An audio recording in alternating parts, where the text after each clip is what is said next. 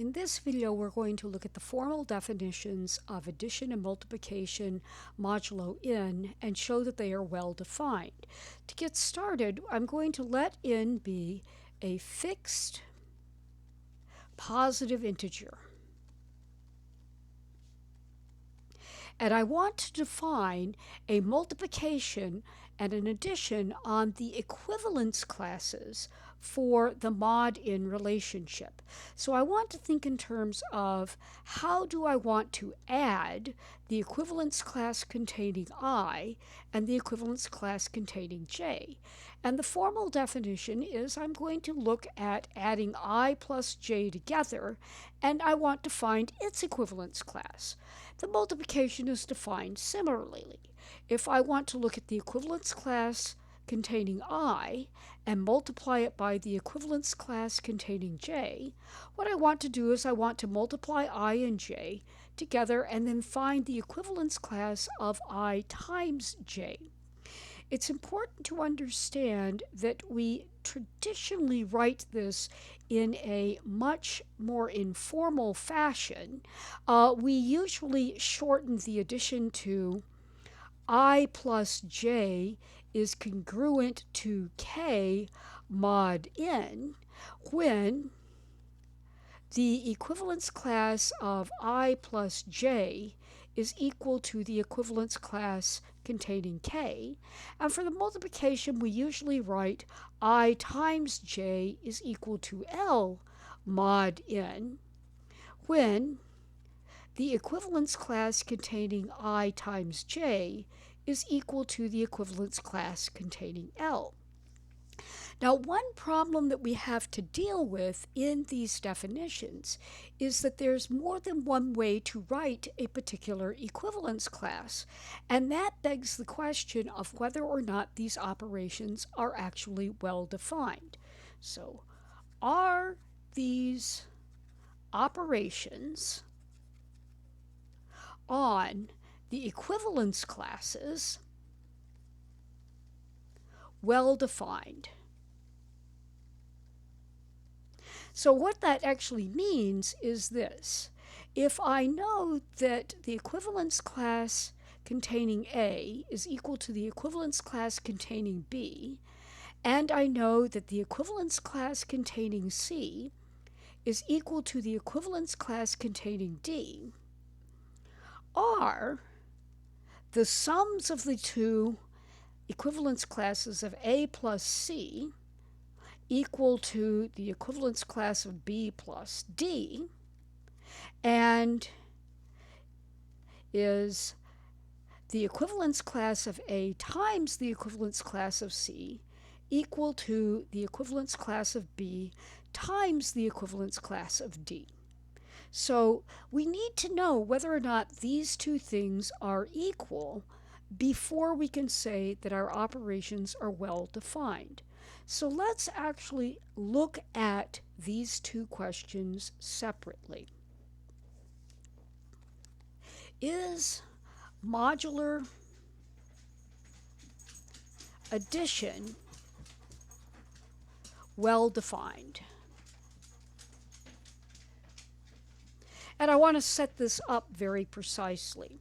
So I'm going to assume that the equivalence class containing A is equal to the equivalence class containing B, and I want to assume that the equivalence class containing C is the equivalence class containing D. My goal is to show that it doesn't matter if I add the equivalence class containing A and the equivalence class containing C, or if I look at the equivalence class containing B and add it to the equivalence class containing D, I want to show that those two things are exactly equal to each other.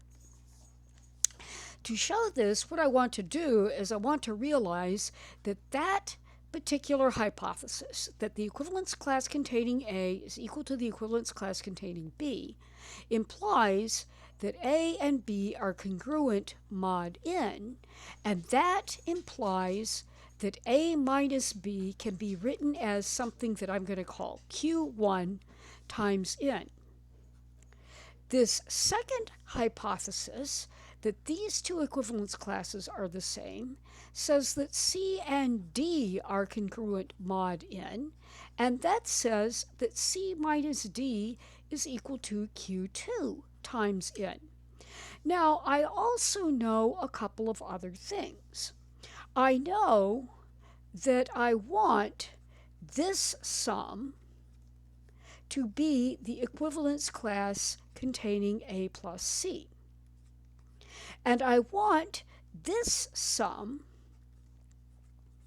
to be the equivalence class containing B plus D. And the question is, are these two things equal? And I can test that by looking at whether or not A plus C is congruent to B plus D modulo n. So I want to put that in its own color over here. Is A plus C congruent to B plus D mod n? And I know how to test that. I look at the difference, and that's what I'm going to basically be doing here. So let's look at this. If I look at A plus C, and I subtract off B plus D, that's the same thing as A minus B plus C minus D. C minus D. I said it right, I wrote it wrong. Now let's look up here and remember that A minus B is equal to Q1 times n, so I can write this as Q1 times n, and I also know that C minus D is Q2 times n, so I can rewrite this as plus Q2 times n, and I can factor and rewrite this as Q1 plus Q2 times n. And that's enough to say that A plus C is congruent to B plus D mod n. So the equivalence class containing A plus C is equal to the equivalence class containing B plus D, and that lets me say that the equivalence class containing A plus the equivalence class containing C, which is going to be this guy, is the same as this, but this is the equivalence class containing B plus the equivalence class containing D, and hence addition mod n is well defined. To prove that multiplication is well defined is done in a similar fashion. So let's look at that. Is multiplication mod n well defined? We have the exact same setup. We're going to let A and C have the same equivalence class, rather A and B have the same equivalence class, and C and D will have the same equivalence class. Our goal is to show that if I multiply the equivalence class of A times the equivalence class containing C, that's going to be the same as the equivalence class containing B multiplied by the equivalence class containing D. We also have exactly the same setup up here. This particular equation tells me that A minus B is equal to Q1 times n, and as before, this one tells me that C minus D is equal to Q2 times n, exactly as before. Now, what I want to recall is that we have this product is supposed to be the equivalence class containing AC, and we have this product is supposed to be the equivalence class containing BD. And our question is, are these equal to each other. But we test whether or not they're equal to each other by looking at whether or not their representatives are congruent modulo n. In other words, we're going to ask the question, is AC congruent to BD modulo n? And I test this question by looking at AC minus BD. So let's look at this.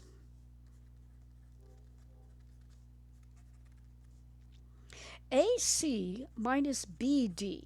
Now, it's a little bit more difficult here because I want to go back up here and remember that these are the two facts that I have at my disposal. And I'm trying to write this thing that I've just wrote down as a multiple of n. I'm going to have to get some things that give me an A minus B or a C minus D into this expression. So what I'm going to do is I'm going to pull an old mathematician's trick of adding and subtracting something off that doesn't change the expression. I'm actually going to subtract. Let me subtract AD. But if I'm going to subtract AD, I have to add AD back, and then I will have that BD at the end. And since all I did was add and subtract A times D, I haven't changed the expression. But by doing that little piece of arithmetic trick, I can now do some factoring. Out of the first two terms, I can factor an A. And out of the last two terms, I can factor a D. And I want to now scroll back up. C minus D is known to be Q2 times N. So I'm going to plug that in. This is now A times Q2 times N.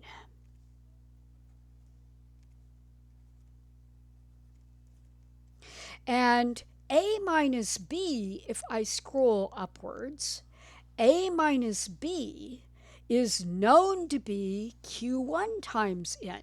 So I substitute that down here for A minus B. And now I've got something that I can factor. I now have something that I can factor in out, and when I factor in out, I have A times Q2 plus D times Q1. All of that mess is equal to N. And so N divides the difference AC minus BD, and that's enough to say that AC is congruent to BD modulo N, but that lets me say that the congruency class of AC is equal to the congruency class of BD. And hence we can write the following. If I look at the equivalence class of A and multiply it by the equivalence class of C, I get this guy. But that guy is the same as this. And this is the product of the equivalence class of B times the equivalence class of D. And this says that our multiplication modulo N is well defined.